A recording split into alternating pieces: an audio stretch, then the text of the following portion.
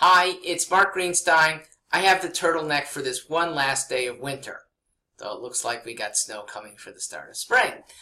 I am happy, generally, with the first 15 months of the Trump administration, but these last two pronouncements have been anti-almost everything that good conservatives should believe in.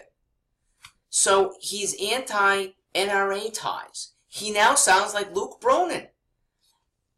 The NRA is a good organization. No member of the NRA wants indiscriminate killing of individual people, and he's branding them.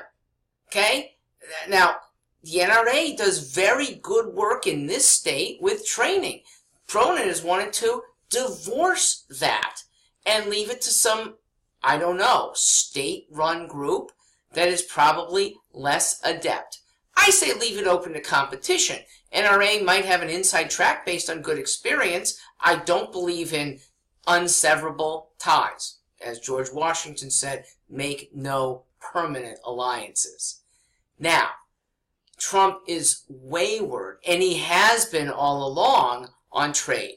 But it looks like he's following through on this one, so we got a problem. We have a problem with the possibility of retaliation. Retaliation is likely when other governments feel preyed upon by the big bad U.S. with its policy now of putting big tariffs on steel. Free trade is good for almost everybody.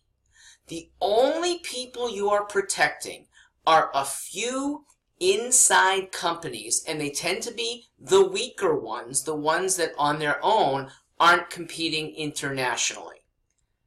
Don't play into the claims of, we have a big trade deficit. We do, but this is an irrelevant statistic. Let me show you how irrelevant.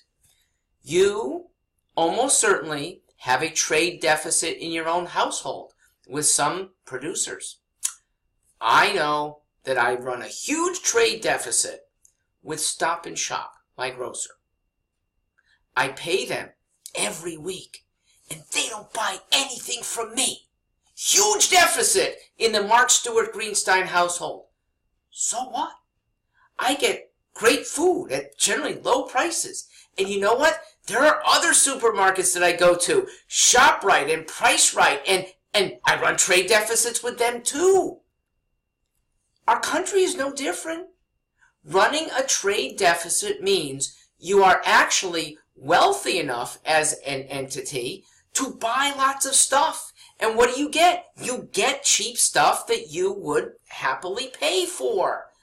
And what do you give up? Green pieces of paper. I mean, if those green pieces don't come back as demands on your goods, good for you, you've been enriched. Almost certainly, those green pieces of paper do come back, so the trade does balance out.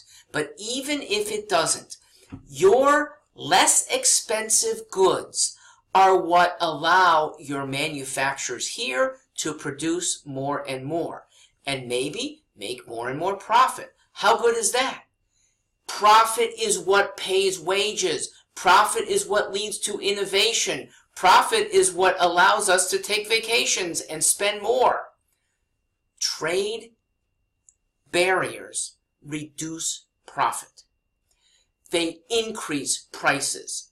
And we used to be very vigilant against protecting against inflation. We should still be vigilant. Inflation has been happily low. That's not because of government policy. It's because of technology making the cost to do almost everything lower and lower and lower, because human labor is almost always the most expensive component. That's good, and it doesn't put people on the street. We have a very robust economy now, and people who want to work get good work. So you're not protecting more than a few stockholders of a few companies that probably would be better served by competing well, being innovative, creative in a free market.